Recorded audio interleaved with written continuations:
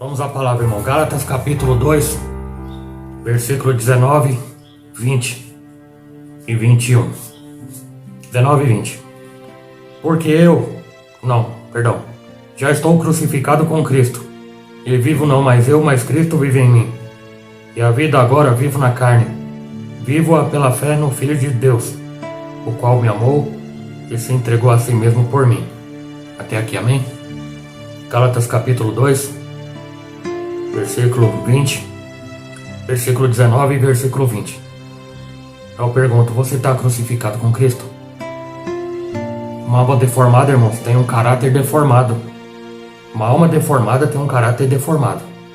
Isso produz uma figura triste de um crente que tem a vida dominada pelo inimigo. Uma pessoa assim, irmãos, por ser negativa em suas emoções, ela vive muitas vezes acusando os outros. Pessoas que se irritam com facilidade, com tudo e com todos, se altera com pouca coisa e só não se incomoda com seus próprios erros.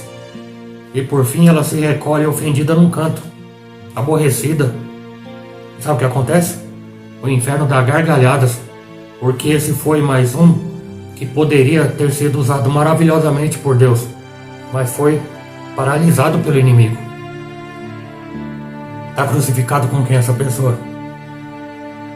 Pessoas assim, irmãos, muitas vezes têm muitos dons e teriam condições de ser algo maravilhoso para o louvor e glória do Senhor Jesus. Mas em seus corações não existe mais espaço para outros. Infelizmente, quanto mais esse caráter impulsionado, como eu disse anteriormente, pelas emoções, menor será o raio de ação espiritual dessa pessoa. Por isso, irmãos, voltemos ao ponto de partida. Qual que é o ponto de partida? Em outras palavras, volte à posição de estar crucificado com Cristo. Aquele que anteriormente chegou a estaca zero tem espaço dentro de si para total e completa vitória em Jesus. Aquele que leva a sério até as últimas consequências as palavras do Senhor. Você lembra, irmãos? Eis que vos dou autoridade sobre todo o poder do inimigo. E também tem vitória em outras áreas. O apóstolo Paulo, chamado por decreto do Altíssimo, escreve aqui na carta aos Gálatas, capítulo 2. Ele expressou todo o seu sentimento ao Salvador, afirmando: já estou crucificado com Cristo. Não vivo mais eu, mas Cristo vive em mim. E a vida que agora eu vivo, na carne, nesse corpo, na fé, vivo na fé em Deus, o qual se amou e se entregou por mim. Você entende, irmão? A vontade do Senhor sempre esteve e sempre estará em perfeita harmonia com a vontade do Espírito Santo e com a vontade de Deus Pai Todo-Poderoso. Dessa forma, o apóstolo Paulo nos afirma que o fato de Cristo viver nele implica, na verdade, de viver para a vontade de Deus, para a vontade de Cristo. E a pergunta crucial neste momento é, que eu já fiz anteriormente: você está crucificado com Cristo? Você está crucificada com Cristo? Se a resposta é sim, então você pode ter a plena certeza que irá percorrer o mesmo caminho de Cristo e estará no caminho e no mesmo destino mesmo destino que Ele. Agora, se a resposta é não, então você tem que pensar, parar para pensar. Está tendo um momento, uma oportunidade nesse momento de tomar a sua decisão. Você pode fazer uma oração, pedindo para Jesus que Ele venha habitar no seu coração. E então, o Espírito de Deus fará obra na tua vida. E a segunda pergunta crucial neste momento. E para você, que já foi crucificado com Cristo? Para você que já convidou o Senhor Jesus para entrar no seu coração, Cristo está vivendo realmente em você? Cristo está vivendo dentro de você mesmo? Você está com uma vida de oração? Sempre procurando a vontade do Pai? Sempre buscando agradar o Espírito Santo que habita em você? Dando-lhe liberdade para agir e direcionar os seus atos? Ou você tem mantido o Espírito Santo aprisionado no seu corpo de pecado, enclausurando numa prisão, detendo numa masmorra, impedindo que ele se manifeste na sua vida e entristecendo com seus pecados, ou esquecendo completamente em seu dia a dia e colocando um véu negro sobre a luz que deveria brilhar em sua vida? Cristo vive mesmo em você, você está crucificado com Cristo? Lembre-se da segurança e convicção que o apóstolo Paulo demonstrou ao afirmar: porque para mim o viver é Cristo e morrer é lucro. Filipenses 1:21. O apóstolo Paulo afirma com a mais absoluta certeza de que se viesse a morrer, estaria tendo lucro, sairia na vantagem. Mas por que morrer é lucro? Porque ele sabia para onde iria. Ele sabia a posição que ele se encontrava em Cristo. Ele tinha plena confiança nas promessas de Deus. Ele desejava que o Cristo de Deus voltasse a qualquer e viesse a qualquer momento. E esse desejo era ardente e contínuo. Você deseja isso também, meu irmão, minha irmã? Por isso ele sabia que ia ser recompensado, galardoado. Paulo sabia que se partisse dessa terra, ele não apenas receberia galardões, mas estaria face a face com o Salvador. Você crê nesta promessa? Finalmente, irmãos, ele sabia que iria abraçar Jesus, iria tocar em Jesus, iria beijar Jesus, estaria com Jesus por toda a eternidade. Paulo desejava isso ardentemente, porque deixou que o Espírito Santo tivesse plena liberdade para agir na vida dele. Você entende, irmãos, que é dar lugar ao Espírito Santo, não dar lugar a outras coisas? Lá em Marcos, no Evangelho 8:34, o Senhor, chamando a multidão com seus discípulos, disse-lhes: se alguém quiser vir após mim, negue-se a si mesmo. Negue-se a si mesmo e tome sua cruz e siga-me. Palavra do Senhor. E os que trazem o rótulo de crente precisam acordar para essa ordenança. Negue-se a si mesmo, tome sua cruz e siga-me. Muitos no nosso meio, até mesmo nós, precisamos acordar para essa afirmação. Esta é a ordenança do Senhor: negar-se a si mesmo e cumprir em vosso corpo mortal o resto das suas aflições, porque Ele nos encorajou dizendo: bem-aventurados sois vós, quando vos injuriarem e perseguirem e mentindo disserem todo mal contra vós por minha causa. O que mais eu tenho que fazer? Exultai e alegrai-vos, porque é grande o vosso galardão nos céus.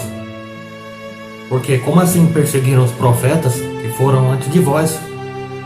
Mateus 5, 11 e 12. E na primeira carta do apóstolo Pedro, capítulo 4, versículo 13, diz: assim também deveis vos alegrar no fato de seres participantes da aflição de Cristo, para que também na revelação da sua glória vos regozijeis e alegreis com Ele. Você consegue entender isso? Os homens santos de Deus nos deixaram, irmãos, exemplos e verdadeiros testemunhos de fé. Testemunho de fé coragem e amor ao santo nome do Senhor Jesus, porque realmente, verdadeiramente estavam debaixo da cruz de Cristo, cumprindo o resto das aflições do nosso Salvador, para que também nós, eu e você, imitemos Ele em tudo, de modo viver como Cristo viveu, por amor.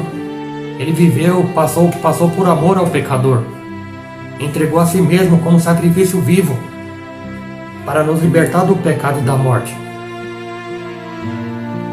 Estevão, servo de Deus, cheio de fé e unção do Espírito, ele viu o céu aberto, o Filho à direita do Pai.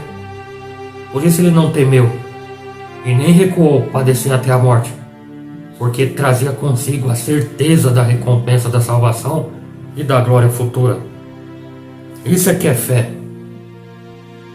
A fé perfeita.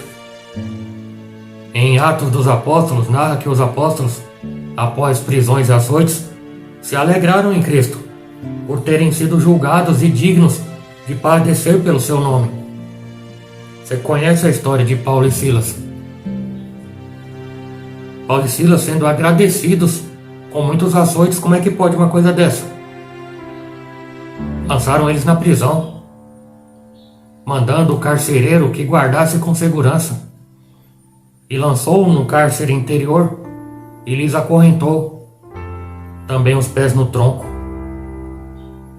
E a palavra diz, irmãos, que à meia-noite oravam e cantavam hinos a Deus, e os outros presos estavam ali só escutando.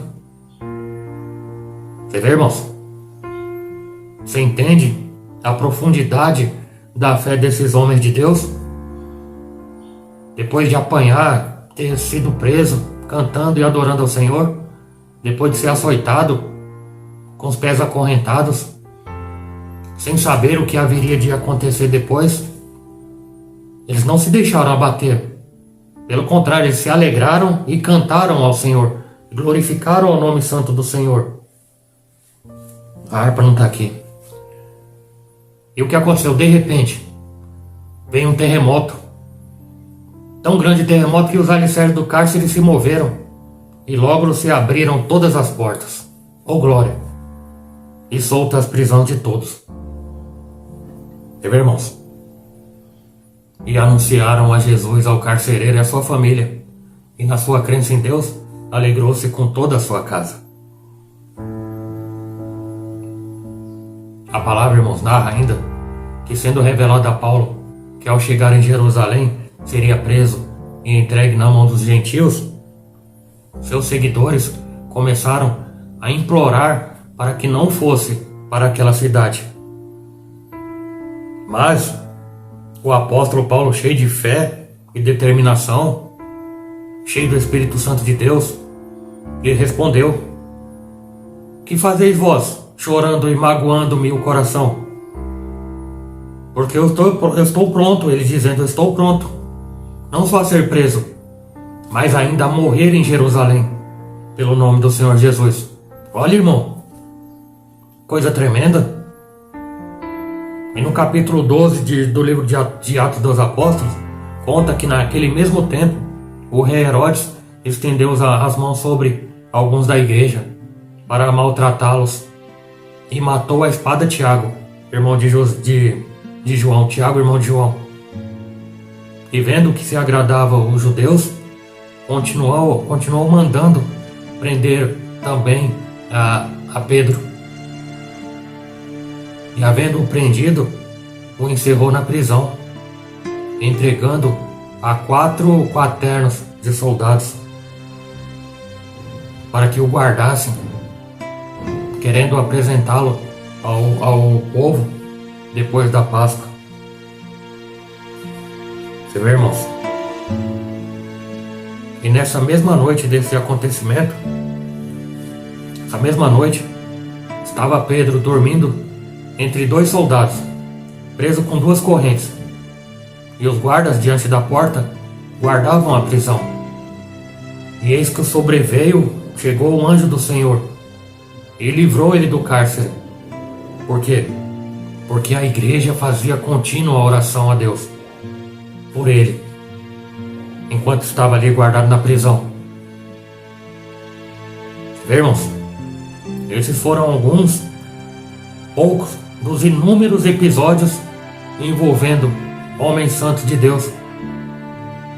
E a palavra registra esses acontecimentos para quê? Para que nós não venhamos a desfalecer nas tribulações. Para que se confirme a palavra do Senhor Jesus Cristo, na qual ele disse: eu vos dito, para que em mim tenhais paz. Cristo dizendo: para que em mim tenhais paz. No mundo tereis aflição, mas tem de bom ânimo, porque eu venci o mundo. E você, meu amado irmão, e você, minha amada irmã, que é também compromissado com o Evangelho, está preparado para fazer a obra do Senhor, conforme o legado dos apóstolos e a ordenança da palavra para imitá-los? Ou você é um dos que anunciam apenas o Evangelho da prosperidade, a qual arruína a verdade bíblica? Porquanto, aconselhamos os irmãos a não acreditar na palavra do homem, mas examinar tudo e buscar a confirmação na palavra do Senhor. O Novo Testamento, o qual foi escrito com sangue do Senhor Jesus. Por quê? Porque os que estão crucificados com Cristo guardam os seus mandamentos, seus estatutos e os seus ensinamentos. Os que estão acorrentados com Cristo procuram fazer a sua vontade.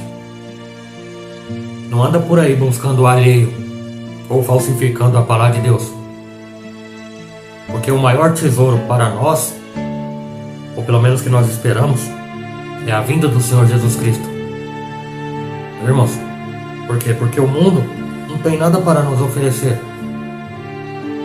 Mas nos dias vindouros, na esperança de viver eternamente com Cristo e seus santos anjos, por isso que nós pensamos na coisa de cima. Por isso que nós escolhemos ser amigos de Deus. Na Nova Jerusalém, uma cidade edificada com todo ouro e tomada da glória de Deus. Num lugar, irmãos, onde não haverá mais pranto, nem choro, nem dor, nem clamor. Por quê? Porque a Bíblia diz que as primeiras coisas já se passaram e eis que faz tudo novo. Paulo disse: seja meus imitadores como eu sou imitador de Cristo. E se nós imitarmos Paulo, estaremos imitando a Cristo, porque ele foi um autêntico imitador de nosso Salvador, em toda sua boa maneira de viver, o qual deixou para nós o seu testemunho, e para gerações vindouras, se assim Deus permitir. Viu, irmãos? Quero ler aqui em Romanos capítulo 8, irmãos. Uma palavra bem conhecida, Romanos capítulo 8, versículo 31 em diante, que diz assim: que diremos, pois, estas coisas? Se Deus é por nós, quem será contra nós? Aquele que nem mesmo seu próprio filho poupou, antes entregou por todos nós, como nos dará também com ele todas as coisas? Quem tentará acusação contra os escolhidos de Deus? É Deus quem justifica. E quem é que condena? Pois é Cristo quem morreu, ou antes, quem ressuscitou dentre os mortos, o qual está à direita de Deus, e o que também intercede por nós. Aí a pergunta, mais uma pergunta: quem nos separará do amor de Cristo? Quem?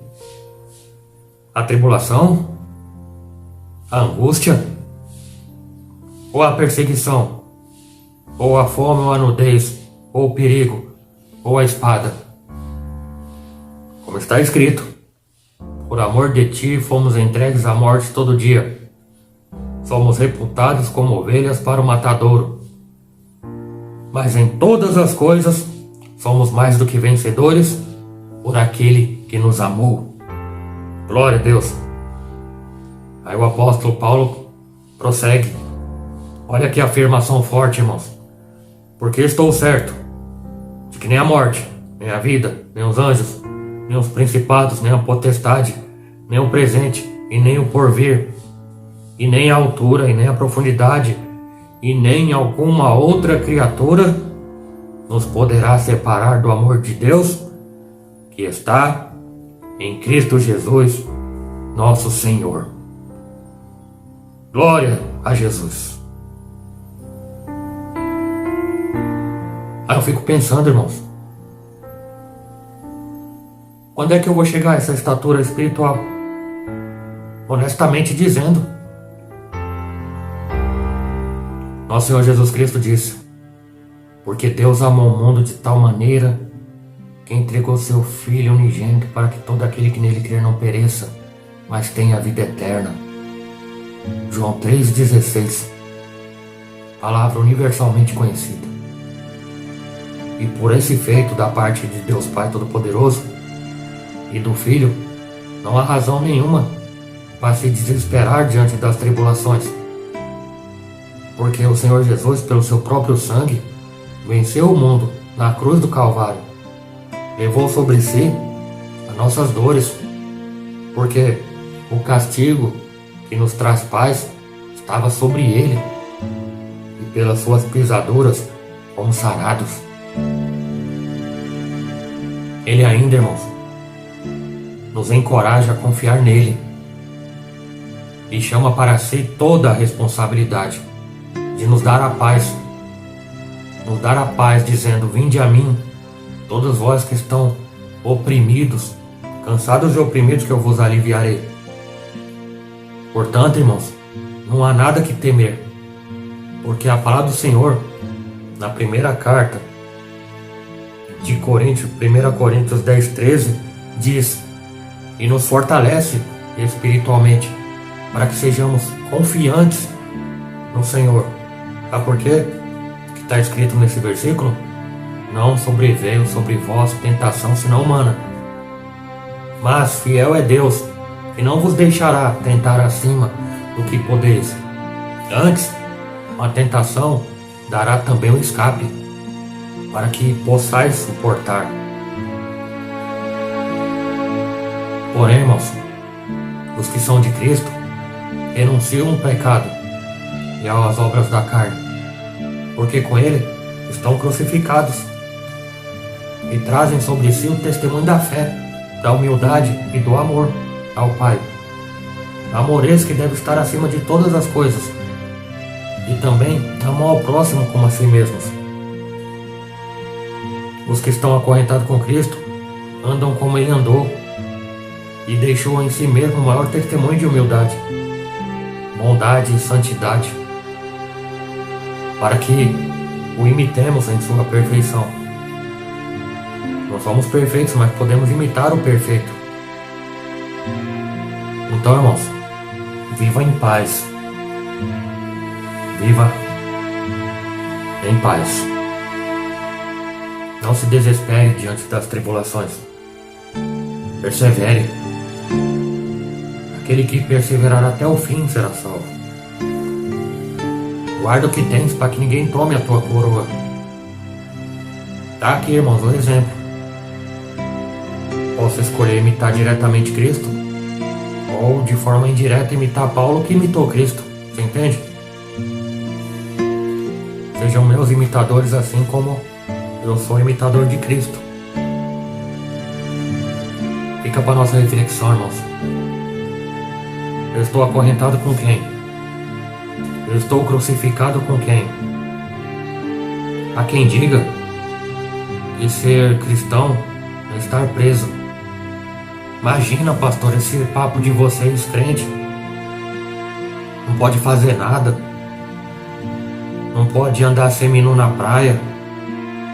Não pode assistir coisas na televisão.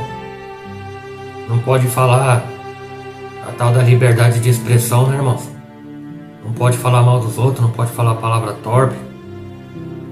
Não, esse negócio de cristão aí, de crente, é muito chato. Não, deixa eu aqui na minha vida que eu sou livre. Eu tenho liberdade e tenho privacidade. Engana-se o homem quando ele acha que tem privacidade em algum lugar desse planeta. Porque em Deus, irmão, ninguém tem privacidade. É isso mesmo, eu vou repetir. Ninguém tem privacidade.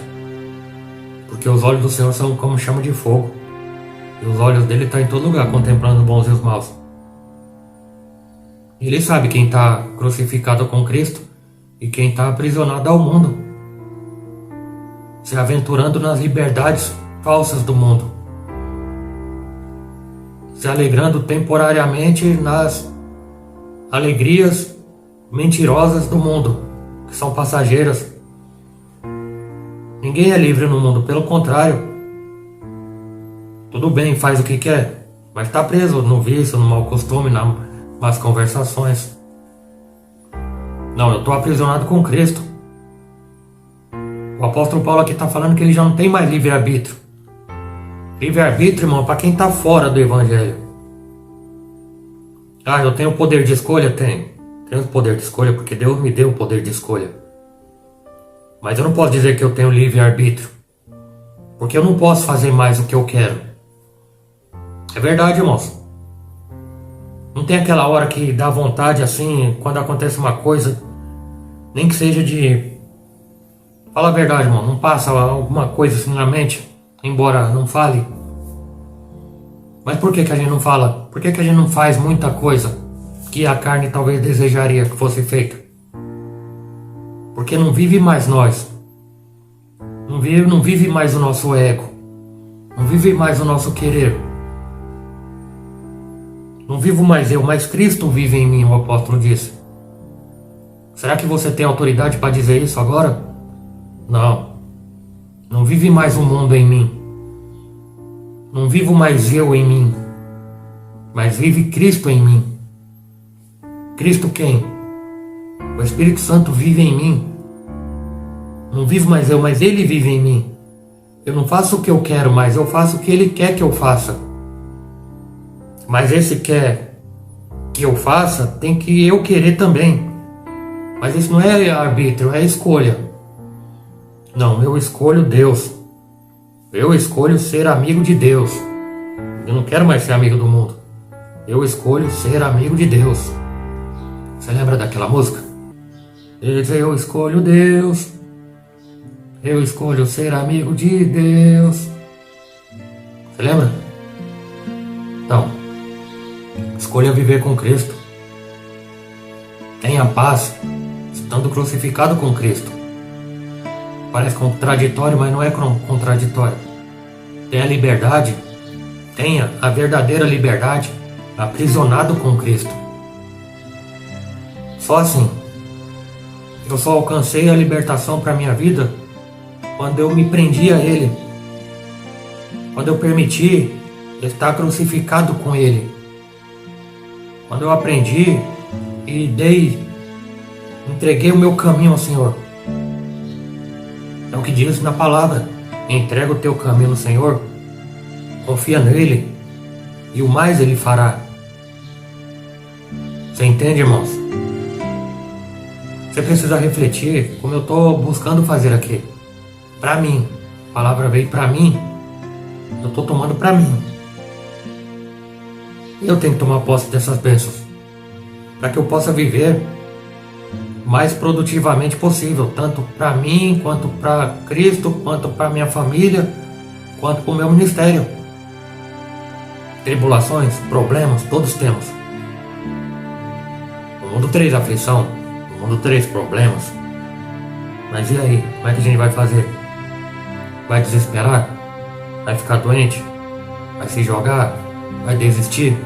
Não, porque nós temos um ajudador. Toda vez que alguém se entrega a Cristo, Ele começa a ajudar e operar na vida daquele que se entrega. Você não se entregou para Cristo ainda? Faça isso. Vem e vê. Vem e vê. E você verá a glória de Deus. Amém? Glória a Jesus. Desejo que Deus te abençoe, tá bom, irmãos? Não esquece, deixa aí um comentário. Se você tiver um pedido de oração, pode colocar os nomes ali, tá bom? Que eu vou anotar aqui no nosso caderno de oração. Tá bom, irmãos? E vamos orar aí na madrugada pela Rádio do Rei. Repetindo, você pode digitar lá no Google o Império do Rei. Ou na Play Store, você digita lá Rádio do Rei e abaixa o aplicativo, tá bom? Temos louvores antigos, temos louvores novos, temos pregações, temos também histórias bíblicas e é muito proveitoso para a nossa vida, tá bom, irmãos? Deus te abençoe e guarde e proteja em nome de Jesus. Receba a bênção em nome de Jesus. Que o grande amor de Deus, a graça do Senhor Jesus e a doce consolação do Espírito Santo esteja convosco não somente hoje, mas para todos sempre. Quem crê diz, amém. Se Deus é por nós, quem será contra nós? E operando Deus, quem impedirá? Deus abençoe, meu irmão. Deus abençoe, minha irmã. Ótimo dia, ótima tarde, ótima noite. Em nome do Senhor Jesus.